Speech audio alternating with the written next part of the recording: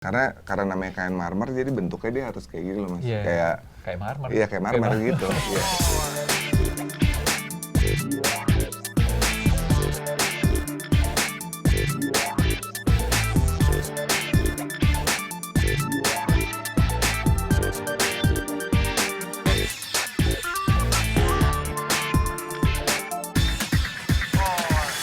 Halo fashionista, ketemu lagi dengan saya Markus Henry di Mix and Match. Dan kira-kira apa yang akan kita bahas di episode kali ini?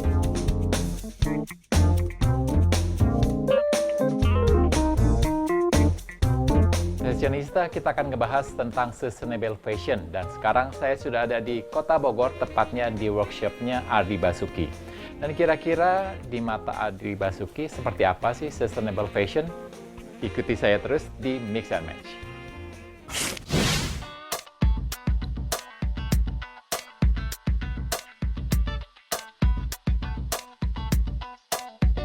Ya, fashionista, sekarang saya sudah bersama dengan desainer kenamaan Adri Basuki. Boleh cerita sedikit, kita ini udah kenal lama ya? Ya, Sebenarnya Adri Basuki ini sahabat dengan adik saya, jadi saya tahu kecilnya. Nggak nyangka sudah besar segini, ternyata sudah jadi desainer terkenal, luar biasa. Sukses ya? Thank you Mas A. Luar biasa. Ini kok bisa sih tiba-tiba terjun ke fashion tuh awalnya dari mana? Pas sekolah kah atau pas kuliah kah? Awalnya dari sekolah tuh emang udah suka. Cuma kalau misalnya dulu kan kita generasi 90-an ya, misalnya. Jadi kayak pingit gitu. Ya. Kayak my dad bilangnya, pokoknya kamu sekolah dulu, selesaiin master, terus udah gitu harus kerja corporate dulu. Jadi sebelum akhirnya fokus ke desain, selesaiin dulu tuh semua target dari bokap, and then setelah semua selesai baru bilang, boleh nggak? Terus akhirnya boleh. Jadi 2018 akhirnya kita launching. Kalau tipe-tipe tahun itu kan tipe-tipe penurut ya? Iya. Nurutin orang tua dulu, setelah selesai oke ya waktunya. Makanya banyak sekali kalau misalnya kita lihat, ya angkatan 90 itu menggapai cita-citanya sudah agak sedikit Telat. Tapi ini ya, maksudnya cepet juga ya untuk prosesnya menjadi seperti sekarang ini. Sebenarnya bersyukur karena dulu harus sekolah. Jadi ternyata kan fashion itu is not only kayak bikin desain gitu, tapi fashion is a business. Terus kita harus ngerti. Jadi akhirnya untung ada dulu sekolah yang ambil bisnis, terus sempat kerja corporate juga.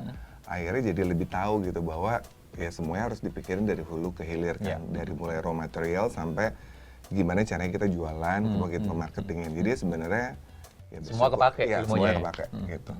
Terus pertama kali terjun langsung ke busana pria atau wanita dulu? Gitu. Pertama kali malah sebenarnya both sih Mas. Di 2018 kita launching pertama kali kita itu bajunya baju perempuan dulu. 2019 kita ikut Plaza Indonesia Fashion Week waktu itu, nah itu buat menswear. Jadi kurang lebih berjalannya sama, barengan. Cuma memang kalau dari audiens kita ya 70% perempuan, 30% laki-laki. Kan kalau misalnya desainer busana pria di Indonesia ini kan banyak banget ya. Terus yang membedakan ke orang pasti kalau lihat, oh ini bajunya Adri Basuki, itu dari mananya? Biasanya kalau baju aku tuh sebenarnya dari dulu kita fokusnya di wastra. Jadi kayak menggunakan tenun, batik, dan lain-lain. Dan biasanya karena konsepnya itu ada konsep sustainability-nya juga, jadi baju-baju aku itu rata-rata tuh motifnya nggak mungkin satu Mas. Jadi dalam satu baju minimum kayak 2 atau 3 wastra digabung jadi satu. Ya mungkin itu ciri khasnya. Itu ciri khasnya. Dan salah satunya juga yang waktu saya pernah lihat show-nya, itu ngangkat tenun Baduy ya kalau nggak salah ya. Salah satunya kan awalnya dari situ. Betul, dan orang mulai berpikir kalau Adri itu pasti dengan ada unsur tenun Baduynya ya. Gitu. Terus kalau misalnya untuk selain tadi wastra, bahan yang digunakan apa lagi? Yang sering dipakai? Yang sering dipakai mostly cotton. Terus udah gitu aku juga bikin kain daur ulang sendiri. Jadi dari semua wasra-wasra yang tidak terpakai itu diolah kembali. Terus kita dari 2019 mengembangkan namanya kain marmer sih Mas. Kayak gini. Oh ini ya? Ya. Oh ya ini Adri banget ya? Jadi di dalamnya semuanya sebenarnya sisa-sisa kain yang diolah lagi. Oh, ini prosesnya diapain kalau misalnya kayak gini? Oh, jadi fashionista yang bahan ini tuh motif tuh bukan dibikin ya? Maksudnya bukan digambar atau di print, tapi ini campuran dari bahan-bahan yang dihancurkan ya? Iya, bahan-bahannya jadi kayak misalnya dipres. Iya, jadi dicacah dulu, terus kita bikin kayak campuran warnanya. Jadi warnanya bisa macam-macam, mau merah, hijau, kuning, terserah. Ada contoh ya kalau nggak salah itu ya? Misalnya, itu bukan yang di mangkok itu ya bukan? Ya, kayak gini nih, gitu. Nah ini bahan aslinya, tapi ini warnanya abu-abu. Jadi ini biasanya untuk bikin ini tuh gabungannya ada putih, ada abu, ada hitam. Gitu. Karena namanya kain marmer, jadi bentuknya dia harus kayak gini loh mas. Kayak marmer. Iya kayak marmer gitu. Iya. Terus targetnya siapa sih untuk baju-bajunya Ardi Basuk gitu? Targetnya kita tuh biasanya perempuan dan laki-laki usianya mungkin 25 plus gitu. Karena mereka udah, selain mereka memang sudah biasa bekerja dan mereka biasanya udah punya apa ya maksudnya kayak lebih they also believe tentang social impact gitu. Jadi mereka peduli tentang wasra Indonesia, mereka peduli dengan sustainability gitu. Dan kalau misalnya untuk sustainable fashion sendiri, arti bagi Ardi Basuk itu seperti apa? Apakah cukup dengan mendaur ulang atau gimana? Sustainable fashion yang pasti ya tadi mendaur ulang karena sebenarnya the reason itu adalah karena kan kain-kain wasra tuh produksinya lama mas. Jadi biasanya kalau kita bikin polang pasti kebuang-buang gitu ya. Nah selain itu kalau dari sisi fashion aku gitu. Jadi pokoknya semua di workshop ini tuh nggak boleh ada yang terbuang. Jadi semuanya pasti kepake.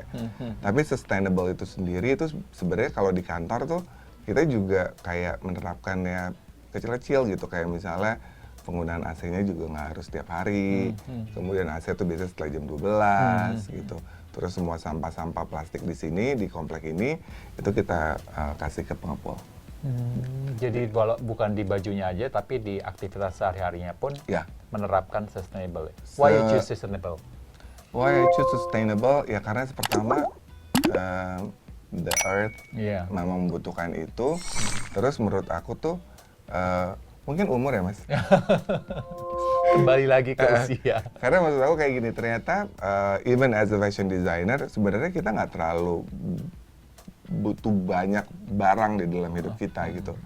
Jadi menurut aku sebenarnya kalau misalnya semua barang itu bisa difungsikan atau diberikan kayak second chance, itu mestinya masih bisa lebih panjang tuh proses untuk dipakainya. Tapi kan orang Indonesia seneng nyimpen ya. Itu ya benar. Orang Indonesia kalau tantangan buat aku sebenarnya bukan kepada dia nyimpen ya sih, tapi lebih kepada buat orang Indonesia mostly ketika ngomongin kain daur ulang itu satu emang dirasa mahal karena memang prosesnya kan lebih banyak humannya, prosesnya banyak tangan gitu ya.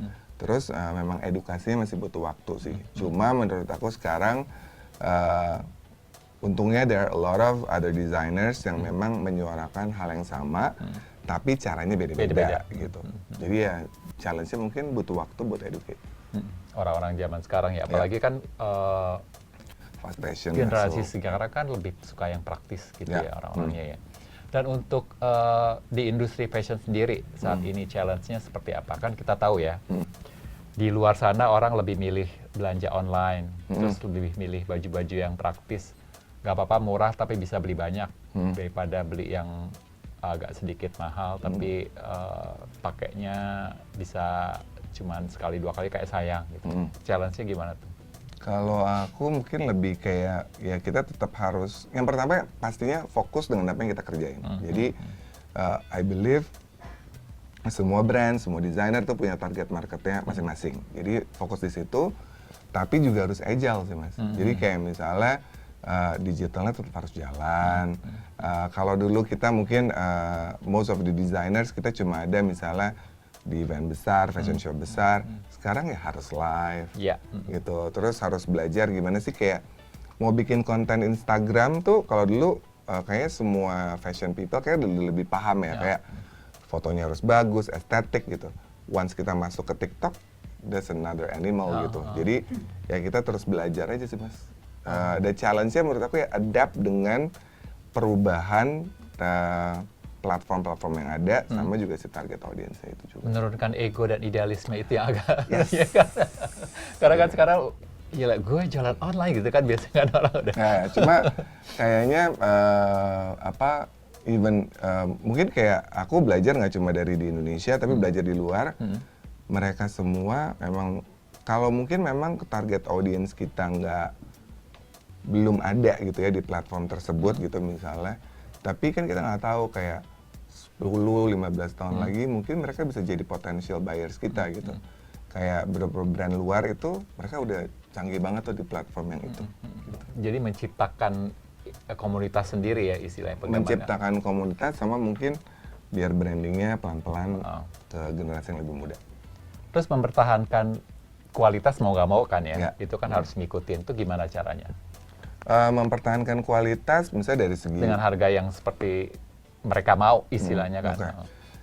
Sampai hari ini aku mungkin belum bisa kayak harganya seperti yang mereka mau gitu, belum bisa.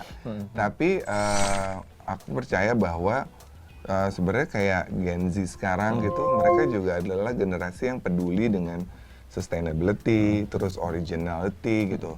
Jadi akhirnya kita coba bikin produk-produk yang lebih daily wear gitu, terus dengan misalnya menggunakan patchwork yang lebih sederhana, teknik yang bukan yang terlalu sulit, sehingga itu bisa dibeli oleh mereka. Oke, nah sekarang ada mimpi Ardi Basuki nggak yang belum terwujud di industri fashion? Mimpi aku mudah-mudahan kain daur ulang ini gitu, ini bisa jadi salah satu ciri khas di Indonesia. Mimpi aku gitu, kayak mungkin ada Wastra gitu ya. Kan kita sekarang punya hari batik tuh Mas. Tapi nggak ada hari recycle day gitu, nggak ada gitu. Ya mudah-mudahan itu bisa terjadi someday. Iya, kalau mudah-mudahan kedepannya tanpa dikasih hari sustainable, kesadaran masyarakat sudah mulai banyak. Ya, mudah-mudahan itu.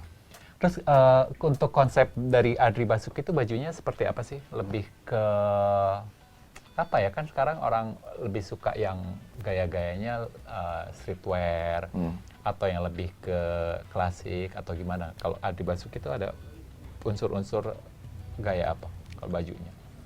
Kalau aku sebenarnya gayanya lebih combine ya Mas gitu, karena memang karena tadi terjadi perubahan platform gitu-gitu, jadi aku emang punya dua.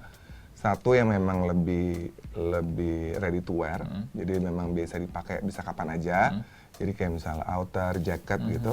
Terus ada juga yang bentuknya lebih formal karena memang I think tadi 70% dari target audience aku atau buyers aku adalah ibu bekerja.